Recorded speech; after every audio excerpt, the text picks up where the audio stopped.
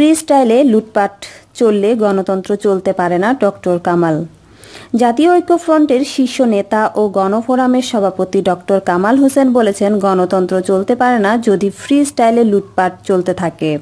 এই প্রসঙ্গে পুলিশের ভূমিকা তুলে ধরে তিনি বলেন, গণতন্ত্র ও আইনের শাসন প্রতিষ্ঠায় অবশ্যই পুলিশের ভূমিকা আছে। সবাই চায় পুলিশ তার আইন মেনে দায়িত্ব পালন করুক, দেশের জনগণকে শ্রদ্ধা করুক, কারণ জনগণ ক্ষমতার মালিক। রোববার দলের কেন্দ্রীয় কার্যালয়ে গণফোরামের প্রয়াত সাধারণ সম্পাদক সাইফুদ্দিন আহমেদ মানিকের স্মরণ সভায় তিনি এসব কথা বলেন।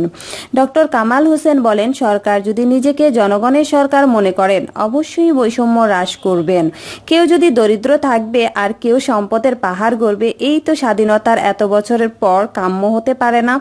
তিনি আশাবাদ ব্যক্ত করে বলেন, সবাই মিলে ঐক্যবদ্ধ হলে আমরা সফল হব। নির্বাচন প্রসঙ্গে ডক্টর কামাল হোসেন বলেন, নির্বাচনে বিতর্ক বা গলত থাকলে সেখান থেকে অবশ্যই সেখানে একটা বিতর্ক থাকে। জনগণ আশা করে সরকার সংবিধানের ভিত্তিতে দায়িত্ব পালন করবেন। তিনি জনগণের রাষ্ট্রের মালিক। সংবিধানের যে কথাগুলো আছে, এখানে যারা আমাদের দেশ শাসন করবে তারা নির্বাচিত হতে হবে, তারাই কিন্তু দেশের মালিক হিসেবে দায়িত্ব পালন করতে হবে।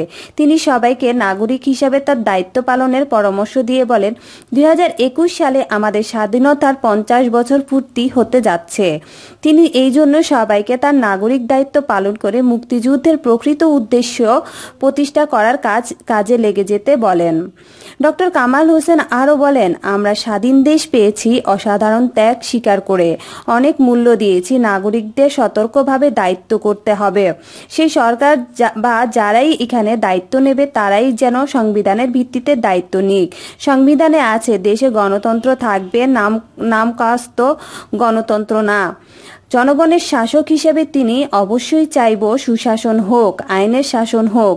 স্মরণ সভায় দলের কেন্দ্রীয় নেতা অ্যাডভোকেট সুব্রত চৌধুরী, মফিজুল ইসলাম খান, কামাল, মুকাব্বির খান, জগলুল হায়দার উল্লাহ, সাইদুর রহমান সাঈদ, মোশতাক আহমেদ খান, সিদ্দিকুর রহমান, সাইদুর রহমান সাঈদ, রফিকুল ইসলাম প্রতীক, মিজানুর রহমান মিজান, অ্যাডভোকেট মোহাম্মদ জানে।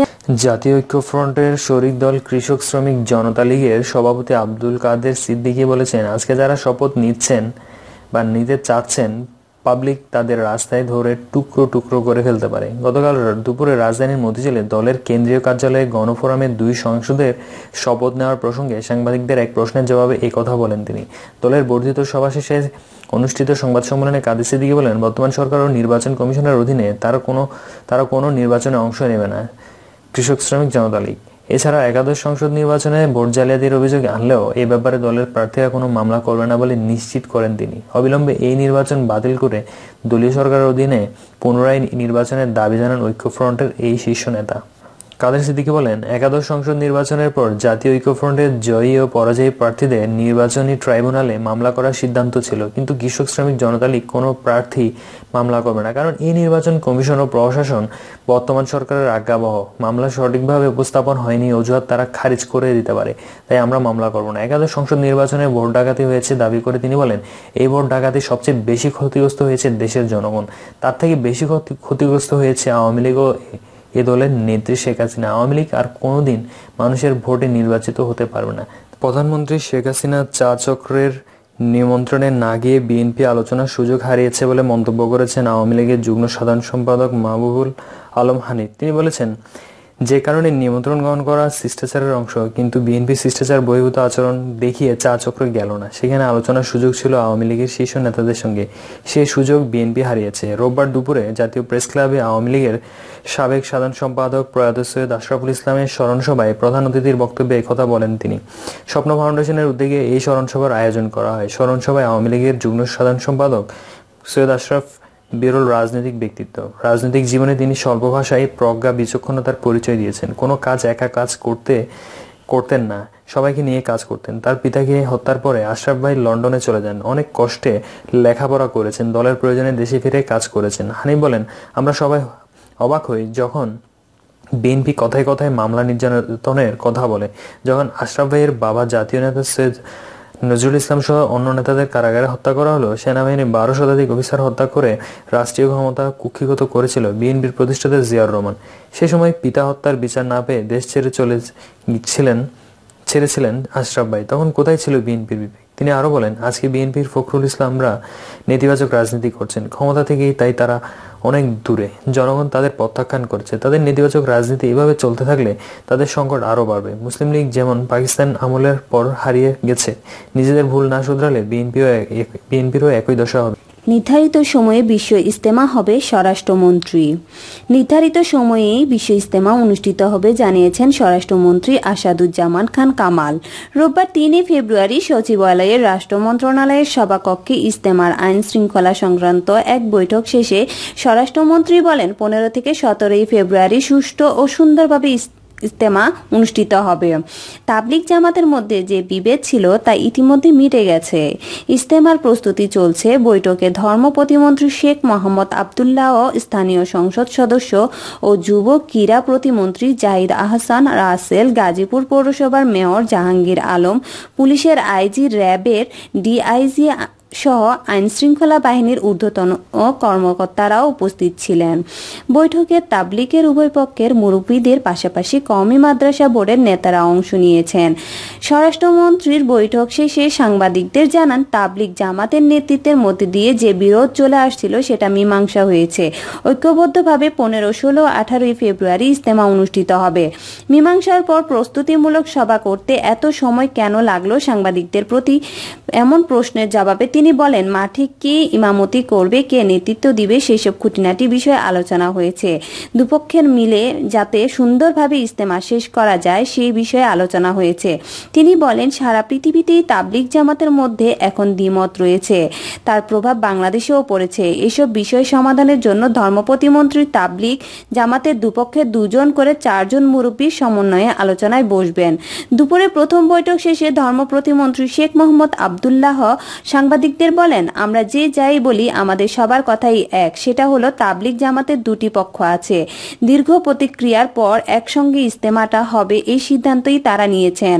সরকারের দায়িত্ব হচ্ছে কোনো ধরনের বিশৃঙ্খলা গোলযোগ ছাড়া যাতে ইজতেমা শেষ হয় সেই লক্ষ্যে কাজ করা এবং আইনশৃঙ্খলা রক্ষা করা। দুপুরে নামাজ ও খাবার বিরতির পর ধর্ম প্রতিমন্ত্রীর সঙ্গে 2 দফায় বৈঠকে বসেন তাবলিগের উভয় পক্ষের দায়িত্বশীলগণ। সেই বৈঠকে ইজতেমার অভ্যন্তরীণ বিষয়গুলো নিয়ে আলোচনা হয়। তবে ইজতেমার দায়িত্ব বন্টন নিয়ে ধর্মমন্ত্রীর সঙ্গে দুপুরের পর আলোচনায় বসে একমত হতে পারেননি তাবলিগের 2 পক্ষ। দিল্লির নিজামুদ্দিন মার্কাজের মাওলা সাদের অনুসারীরা একতরফা দায়িত্ব বন্টনের অভিযোগ করেছেন। সাদ অনুসারে তাবলিগের মুরব্বী সৈয়দ ওয়াসিফুল ইসলাম যুগান্তরকে বলেন, আমাদের জেলা পর্যায়ে দায়িত্বশীলরা জানিয়েছেন, বিগত বছরগুলোর মতো যদি নিজামুদ্দিন মার্কাজের মুরব্বীদের তত্ত্বাবধানে ইজতেমা না হয় তাহলে আমরা অংশ নেব না। তাহলে কি আপনারা ইজতেমায় অংশ নিচ্ছেন না? এই প্রশ্নের উত্তরে সৈয়দ ওয়াসিফুল ইসলাম বলেন, আমরা আমাদের দাবি জানিয়েছি। জেলার সাথীদের ও প্রচুর চাপ রয়েছে। এখন যেভাবে চলছে সেভাবেই হলে আমাদের সাথীরা হয়তো অংশ নেবে না। সামনে আরেকটি মিটিংয়ে বিষয়ে সমাধান হবে বলে আশা করি।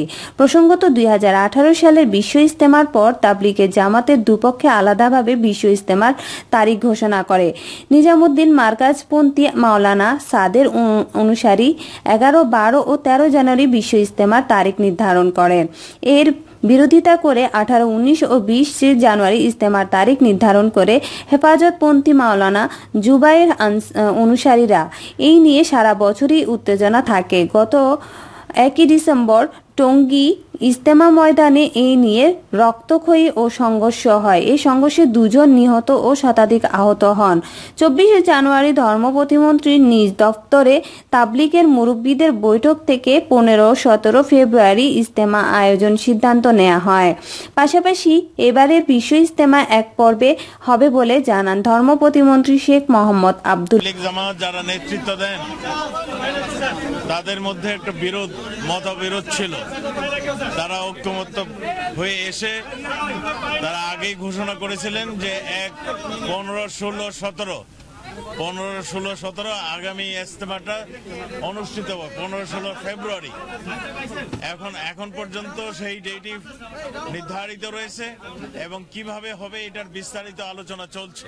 তবে ইজতেমার শেষ দিনে কে মুনাজাত পরিচালনা করবেন কিংবা নামাজে কে ইমামতি করবেন এমন সব বিষয়ে আলোচনার মাধ্যমে চূড়ান্ত করার কথা জানান ধর্ম প্রতিমন্ত্রী। আজকেও যে আলোচনা